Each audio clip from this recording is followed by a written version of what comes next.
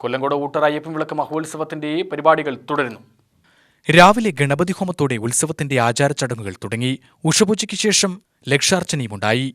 25 വേദപണ്ഡിതന്മാർ ലക്ഷാർച്ചന സമർപ്പണത്തിൽ പങ്കാളികളായി.